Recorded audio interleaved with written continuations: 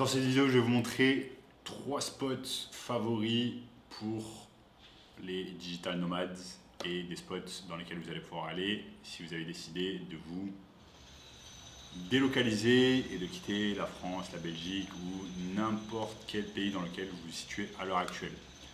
Donc moi, depuis que j'ai quitté la France, j'ai pu habiter dans 2 spots différents et au total, j'ai vécu dans 5 pays différents. J'ai vécu dans 3 pays différents pendant mes études et j'ai vécu également dans 2 pays différents pendant mon activité de marketeur en ligne, donc une personne qui travaille principalement avec le marketing, donc je fais du marketing digital tout simplement. Donc je voulais simplement faire cette vidéo pour vous partager mon expérience et vous donner 3 endroits clés que vous allez pouvoir certainement vouloir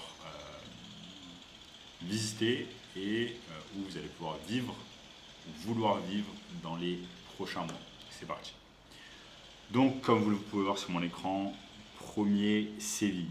Séville, c'est une ville dans laquelle j'ai vécu moi-même 14 mois. C'est une ville qui est super plaisante. C'est une des villes les plus chaudes en termes de météo, en termes de degrés, une des villes les plus chaudes d'Europe. Il fait extrêmement beau la majorité du temps, il fait super beau, mais en été il fait extrêmement chaud. Donc Séville c'est très compliqué en été, mais sinon le reste de l'année c'est incroyable. J'ai vécu là-bas 14 mois, j'en retiens que des bons souvenirs. La population andalouse est incroyable, d'une sympathie folle et vraiment ce sont des personnes les plus chaleureuses que vous allez pouvoir trouver en Espagne. Donc Séville, c'est la capitale de l'Andalousie et vous pouvez voir ici des petites images. Par exemple ici, l'Alcazar de Séville. Je résidais pas très loin d'ici. Ici, c'est la Giralda. Ça s'appelle la Giralda. Non, la Giralda, c'est pas ici, c'est de l'autre côté. Ici, vous avez un fleuve. Ici, vous avez la place d'Espagne, Plaza d'España, incroyable aussi. Ici, vous avez le centre-ville. Bref, Séville, c'est très très beau et rien que d'en parler ici, ça me rappelle un tas de souvenirs. Parce que maintenant, ça fait plus de 8 mois que j'ai quitté Séville. Et Séville, c'est une ville magnifique qui se trouve à seulement 2 heures de Paris. Donc, si vous voulez quitter la France, mais vous n'avez pas envie d'aller non plus très très loin, vous pouvez aller à Séville. C'est magnifique. Passez quelques temps, faites un test par exemple en prenant un week-end à Séville. Et voyez, cette ville est faite pour vous. Mais je suis clairement tombé sous le charme de cette ville.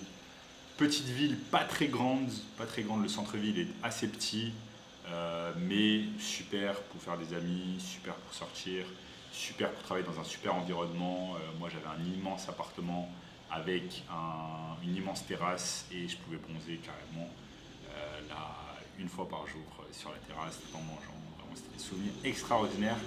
Donc Séville, vraiment, c'est une ville que je vous recommande à 250%.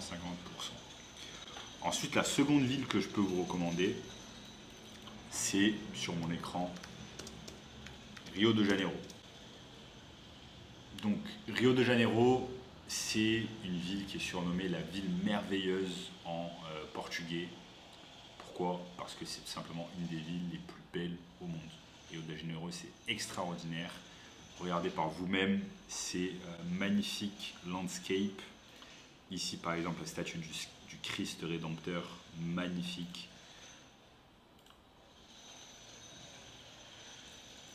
Ici, vous avez le Pão de Açúcar. Ici, vous avez Copacabana. Ici, vous avez Pão de Açúcar. Et vous pouvez prendre ce petit téléphérique que j'ai pris de nombreuses fois. Quoi d'autre? Ici vous avez Ipanema, Copacabana. Je peux vous montrer un peu Ipanema. Regardez, Ipanema, c'est magnifique ici, la plage d'Ipanema. Donc je me souviens du premier jour où je suis arrivé à Rio de Janeiro en février 2022, je me souviens de ce jour comme c'était hier. J'étais vraiment sous le choc déjà de la beauté de la ville, mais également de la grandeur de la ville. Donc il y a énormément de personnes dans la rue quand vous vous baladez. sur certaines avenues, sur Copacabana, il y a énormément de personnes, il y a énormément de bruit. C'est une des villes les plus peuplées du Brésil, c'est la seconde ville la plus peuplée du Brésil après Sao Paulo. Et donc, Rio de Janeiro, c'est une immense ville, même en termes mondial, je crois qu'elle est classée dans le top 20 des plus grandes villes mondiales. Maintenant, quand vous êtes étranger à Rio de Janeiro, je vous conseille d'aller habiter dans ce qu'on appelle la zona sul. Donc, downtown, c'est là où la majeure partie des expatriés habitent. Pourquoi? Parce que tout simplement, c'est là où il y a le plus de choses à faire, le plus d'activités, mais également c'est là où c'est le plus safe. Là, c'est là où il y a un environnement assez safe pour les expatriés, pour les gens qui ne parlent pas portugais ou les gens qui ne sont tout simplement pas brasileiro, comme on dit ici au Brésil, qui ne sont pas brésiliens. Pourquoi? Parce que la culture est assez différente. Quand on ne connaît pas, quand on commence, ça peut être assez intimidant de venir ici habiter à Rio de Janeiro. Donc je vous conseille dans un premier temps d'habiter dans la zona sul, où vous allez avoir Copacabana, Ipanema, Leblon et Leme. Donc Rio de Janeiro, en grande partie, a malheureusement une mauvaise réputation à cause de ces favelas. Il y a à Rio de Janeiro les plus grosses favelas du Brésil, mais également les plus dangereuses. Ces favelas, dont la plus grosse favela de Rio se nomme Rocinha, se trouve assez loin, entre guillemets, assez loin de, par exemple, Copacabana ou d'Ipanema. Bien que vous pouvez apercevoir à l'œil nu une partie de cette favela, vous allez mettre en voiture peut-être 20 minutes à y aller. Et à pied, encore plus. Vous allez mettre peut-être 2 heures à y aller à pied. Donc, si vous restez dans la zone sud et que vous restez dans les quartiers que je vous ai mentionnés avant, comme Copacabana, Ipanema, Leblon, eh bien, vous allez être safe. Et je peux vous assurer que ces 3 zones-là sont bien plus safe que la majorité des arrondissements ou certains arrondissements de Paris, comme par exemple le 18e, le 19e, le 20e.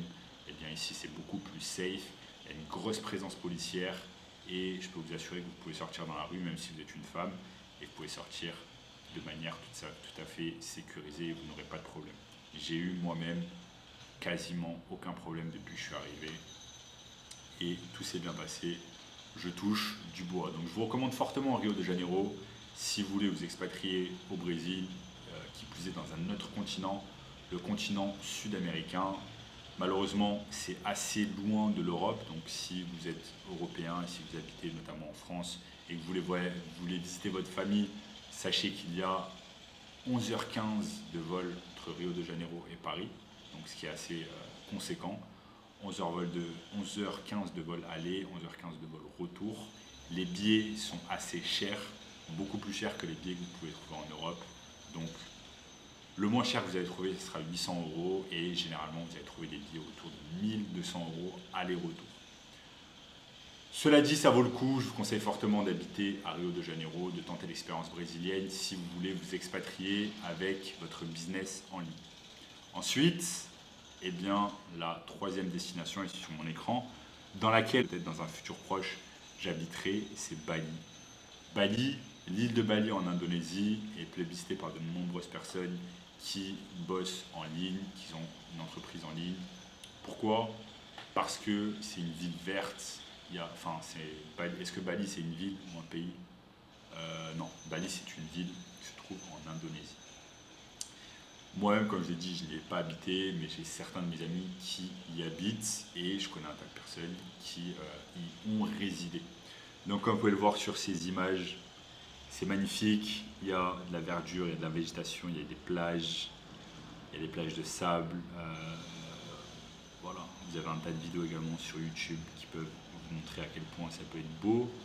Et également, Bali, c'est beaucoup plus plébiscité par la communauté en ligne pour son excellent rapport qualité-prix. Vous allez pouvoir habiter dans des villas à Bali pour 400 € par mois, pour 500 € par mois. Vous allez pouvoir manger de la nourriture exceptionnelle pour peu cher. Et c'est vraiment ça qui est plébiscité par de nombreuses personnes qui s'expatrient à Bali. Donc Bali, c'est quelque chose que j'aimerais bien essayer peut-être dans un futur proche. Qui sait? C'est possible, mais quand je vais sur Google Images et que je regarde ces landscapes incroyables, ces piscines à ne plus en finir, c'est juste incroyable. Donc Bali, c'est vraiment quelque chose qui donne envie et je vous recommande fortement Bali comme troisième destination. Donc, si vous avez envie de vous expatrier, vous pouvez tenter le coup sur ces 3 destinations. En attendant, si vous vous posez la question comment voyager tout en gagnant de l'argent et tout en ayant une entreprise en ligne, je vous conseille fortement de regarder le workshop juste en dessous. Il nous reste quelques places disponibles qui va vous montrer le moyen le plus rapide et simple de pouvoir gagner de l'argent en ligne en 2022. En attendant les amis, je vous dis à très bientôt.